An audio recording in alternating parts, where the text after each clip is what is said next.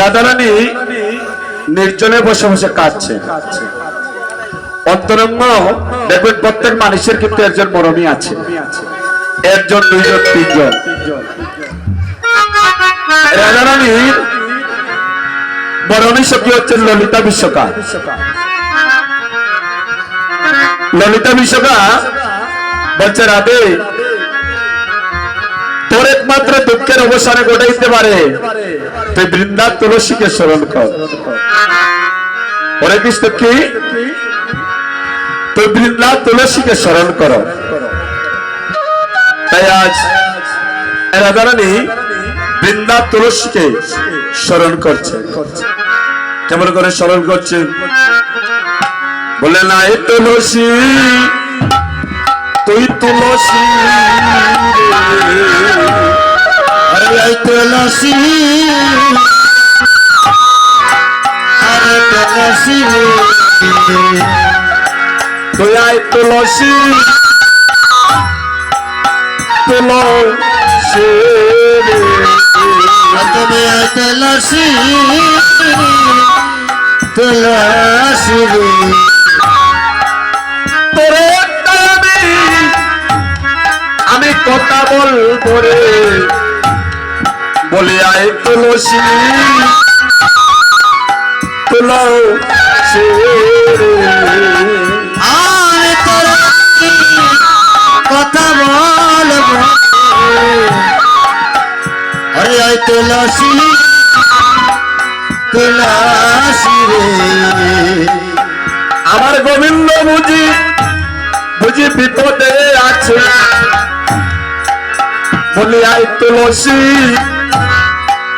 ও তুলসী রে, আমার গোবিন্দ বিপদে আছে, अरे आई तुलसी, तुलसी ভক্তগণ আজ রাধারানী বৃন্দা তুলসীকে ডাকছেন। তুলসী এভাবে ডাকছেন, ও তুলসী, ও তুলসী, তুলসী শোনো শোনো, আমার মনের অবস্থা বেশি ভালো নয়। তুলসী কাছে এসে রাধারানীকে বলছেন, দাদি এমন করে কাঁদছিস কেন বল সখী? এই জগতে সবার সবকিছু সহ্য করতে পারি, কিন্তু বিনোদিনী একমাত্র রাধে তোমার নয়নের জল আমি সহ্য করতে পারি না।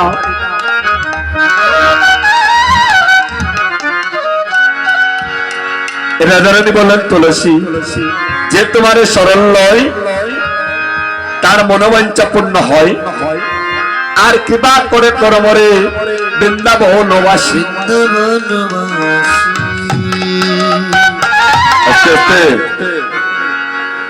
তাহলে রাধা গোবিন্দের কৃপা যদি পাইতে হয় কি করতে হবে?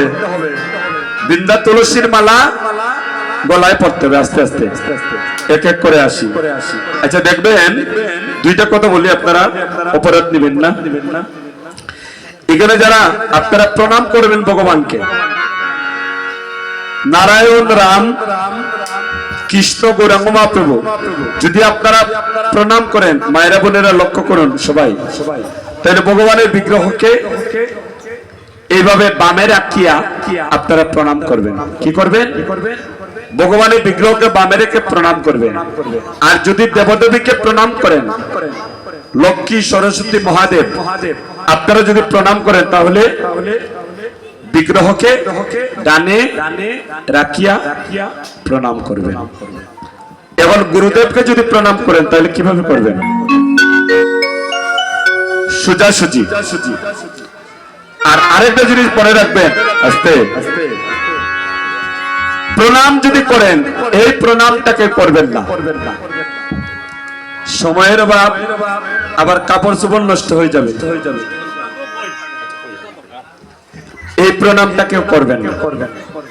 আর প্রণামের সময় মনে রাখবেন আপনার 8টা অঙ্গ যেন ভূমিতে লাগে। এই 8টা অঙ্গে 2 হাতের 2টা তালু এই দুইটা কনু, দুইটা হাঁটু, 1 2 3 4 5 6, আর নাসিকা আর কপাল, এই 8টা অঙ্গ যেন ভূমিতে লাগে। আর দয়া করে আপনারা তুলসীর মালা পরিধান করবেন। দাদারানী বললেন, তুলসী যে তোমার স্মরণ লয় তার মনোবাঞ্ছা পূর্ণ হয়, কৃপা করে করমরে বৃন্দাবনবাসী। আমি বলতেছি এখন 70-80 বছর বয়স হয়, 30 বছর 40 বছর বয়স হয়ে যায়, গলায় তুলসীর মালা পরে না। কেন পরে না? কই শুনছি তুলসীর মালা গলাত দিয়ে মিশা বাতা যায় না, ওটার লাগিয়ে আমি আর তুলসীর মালা গলাত দিতাম নাই। তাইলে আপনি তুলসীর মালা গলাত দিলে না, তার মানে হইলো আপনি আরো মিশা বাতিটা। তুলসীর মালা গলায় দিয়েন না, তুলসীর মালা গলাত দিয়ে মিশা বাতা যায় না, তা আমি দিয়েন না, তার মানে আরো আমি মিশা বাতিতাম। বর্তমান তুলসীর মালা গলায় দিলে যখন খারাপ কাজ করতে যাবেন, আপনার মনটা বলবে গলায় আছে তুলসীর মালা, আমি খারাপ কাজ করব না। তাহলে তুলসীর মালাটা আপনাকে ভালোর দিকে দাবমান করছে, কেন আমি করবো না বলুন? আরেকটা কথা, আপনারা যারা গলায় তুলসীর মালা পরেন, দয়া করে কমপক্ষে এর 2টা পেজ হয়।